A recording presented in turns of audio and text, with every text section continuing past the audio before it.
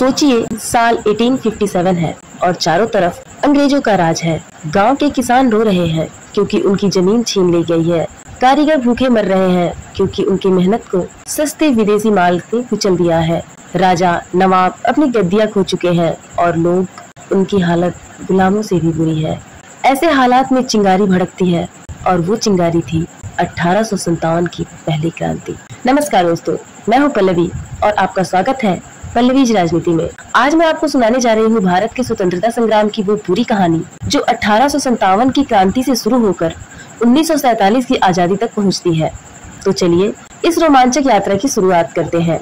मंगल पांडे नाम का एक सिपाही अंग्रेजों की गोली खा लेता है, लेकिन चुप नहीं रहता।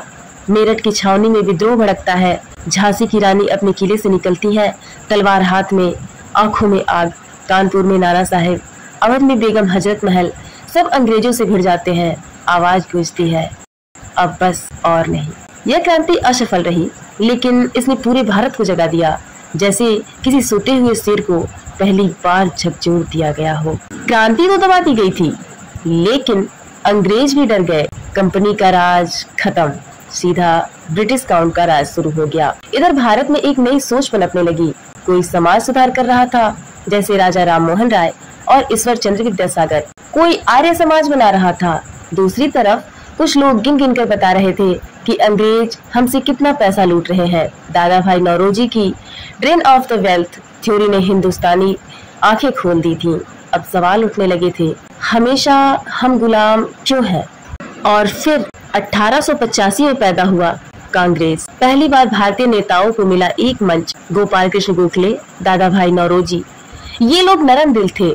अंग्रेजों से सीधे लड़ने की जगह वे निवेदन करते, याचिका देते, लेकिन वक्त बीतने के साथ समझ आया अंग्रेज सिर्फ सुनते हैं, मानते कुछ नहीं। 1905 में अंग्रेजों ने बंगाल विभाजन कर दिया। सोचिए, एक पूरा प्रांत धर्म के नाम पर तोड़ दिया गया। भारत भड़क उठा। लोग विदेशी कपड़े जलाने लगे। स्वदेशी अपनाओ का नारा गूंज उठा। लाल बाल पाल यानी लाला लाजपत राय, बाल गंगाधर तिलक और विपिन चंद्र पाल गरम दल बनकर मैदान में आ गए। अब कहने लगे, स्वराज हमारा जन्म सिद्ध अधिकार है। यहीं से भारत का आंदोलन नरमी से निकलकर उग्रता की ओर बढ़ने लगा। 1915 में दक्षिण अफ्रीका से लौटकर मोहनदास करमचंद गांधी आए। एक साधारण आदमी, लेकिन विचार इतने गहरे कि पूरा देश उनके पीछे खड़ा हो गया। उनका हथियार तलवार नहीं था, बल्कि सत्याग्रह और अहिंसा था। फिर आया 1919, अमृतसर का जलियांवाला बाग हत्याकांड। हजारों लोग शांति से इकट्ठा थे। जनरल डायर ने गोलियां चलवा दी। औरतें, बच्चे, बूढ़े सब गोलियों में छलनी हो गए। उस दिन भारत ने ठान लिया, अब अंग्रेजों की दया पर नहीं रहना है, अब आजादी लेनी है। 1920 में असहयोग आंदोलन शुरू हुआ।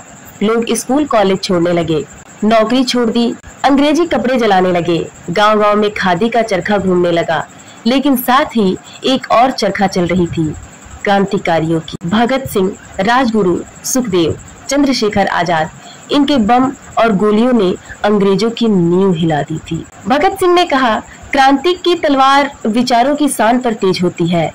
उनकी फांसी ने लाखों युवाओं के दिल में आग भर दी थी। गांधी जी ने अंग्रेजों को चुनौती दी, हम तुम्हारे कानून नहीं मानेंगे, और वे निकल पड़े। साबरमती से दांडी तक 240 मील की यात्रा पैदल, हाथ में बस नमक।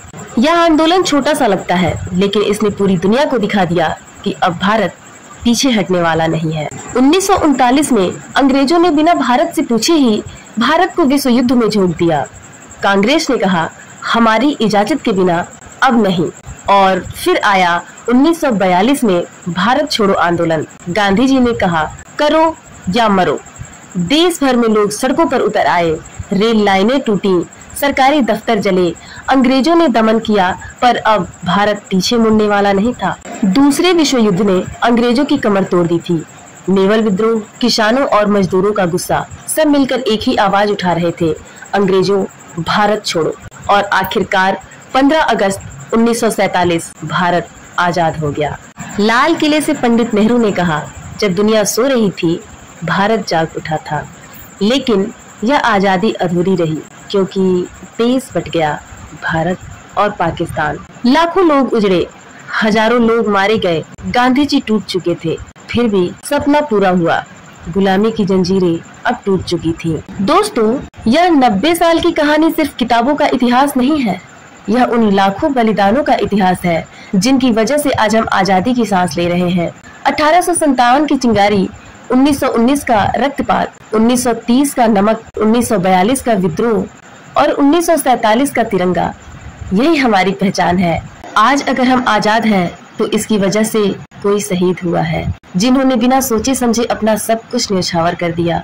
तो याद रखिए, आजादी हमें यूं ही नहीं मिली, यह खून से लिखी गई कहानी है। जय हिंद। और भी ऐसी ही रोचक कहानियों को जानने के लिए हमें सब्सक्राइब करना ना भूलें। Thank you.